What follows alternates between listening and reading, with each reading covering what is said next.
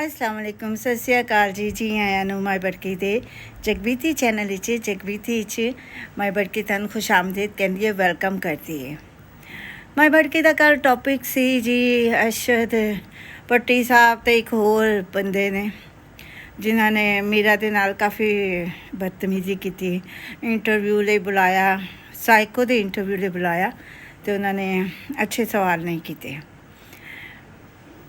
अज अरशद भट्टी साहब का मैं देखा एक क्लिप तो वह कहते हैं कि पेड सी कि यानी कि उन्होंने पैसे दे के बुलाया सी तो तुहाडा यह मतलब है कि पैसे दे के हर एक नूं नंगा कर लईए। ठीक है, तुसी गिजे होवोगे हुकूमत दे या गिजे होवोगे अपनिया न्यूज़ कास्टरां ते। ठीक है, गिजी गिजी लूमड़ी ते पता दा स्वाद। तुहाडे लई यह कहना चाहिए है पंजाबी की मिसाल है, पहले इसका मतलब जानो तो फिर गल करो।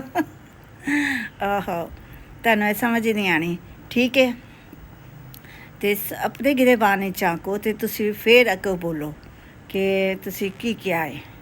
तुसी सहाफत फिर तो हासिल करो, डिग्री लवो तो इंसानियत की डिग्री लेना ना भुलना। ठीक है जी, मैं इन्ना ही कहांगी कि लख दी लानत तुहाडे ते, तुहाडे दोवां ते। ठीक है, तो माई बड़की इजाज़त चाहती है, माई बड़की होर भी कम करती है, बिजी रहिंदी है। माई बड़की फिर आएगी तुहाडे नाल गल्लां बातां करन ते वसदे रवो, जिंदे रवो, हसदे रवो, मुस्कुराते रवो ते हसदा रवे सारा जहान। अल्लाह हाफिज़, बाय बाय, टाटा।